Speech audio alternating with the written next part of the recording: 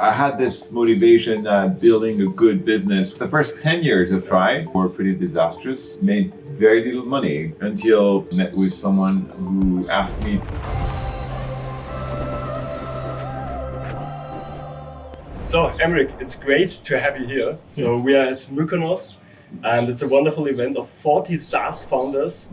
And the one thing that I learned is all of them listen to you while you're doing your talk, right? And I want to figure out why that is, right? And you have such an inspiring story for other founders.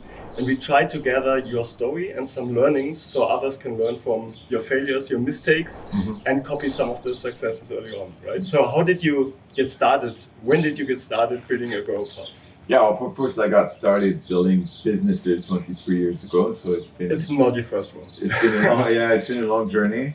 I think I've always been driven to build my own thing and be my own boss, have my own destiny, and all that stuff. Independence. Yeah, independence, and there was a level of independence, and there was a level of creating something that made me proud, and also something that made me wealthy, because I was doing a job that was paying me very well as an M&A lawyer for an American law firm early in my life, and I was making very, very good money. So and to me, it's always been important to not be in financial distress, if I can put it this way.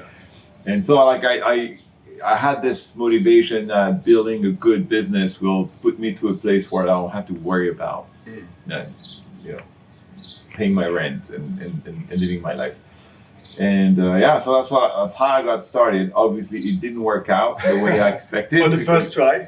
The first 10 years of try were pretty disastrous, and it failed all the time. So we had a SaaS company and the SaaS product that we launched in 2000 that we iterated on for a good 10 years, until 2010, and it made very little money. But I never let go of that business, which is awkward, and which is probably something you would not advise anybody to do.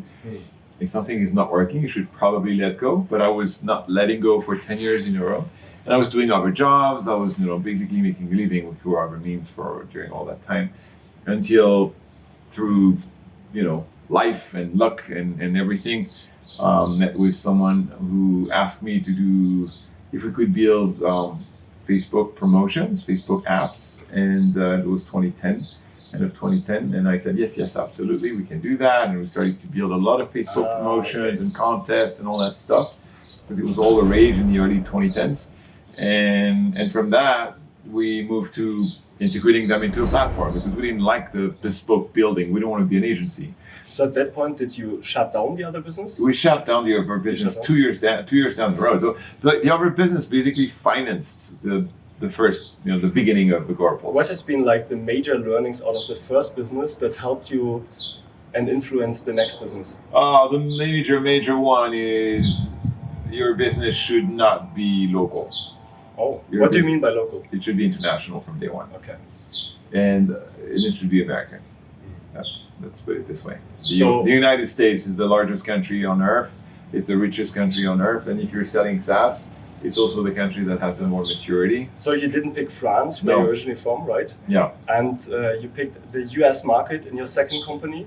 How did that went?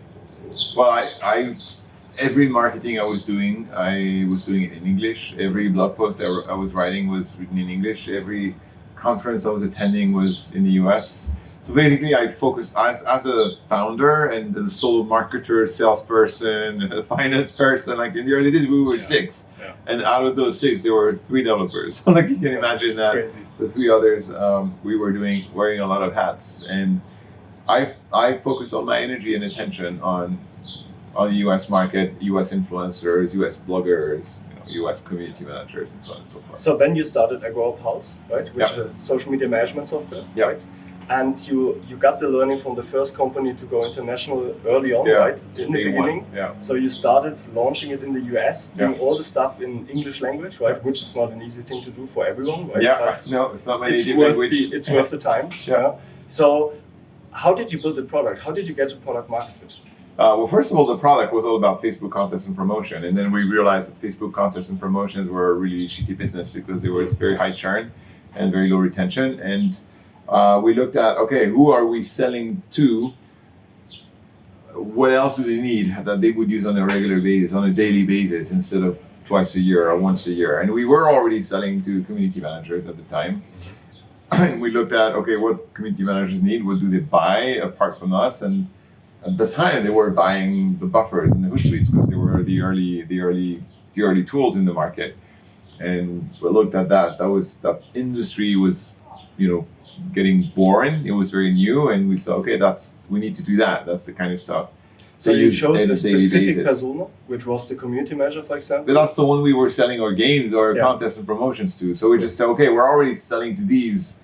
What can we put in the product that's going to be something they use on a daily basis? What community managers need to do? They need to post, they need to respond to comments, they need to respond to messages, they need to track what they're doing, they need to get reporting. So that's how we pivoted slowly from contest promotions on Facebook to Facebook, Twitter, then Instagram, then LinkedIn, and YouTube, and everything else, and away from contests and promotions to publishing, posting content, managing engagement, doing some listening, and measuring all of that. So it happened we started that pivot evolution,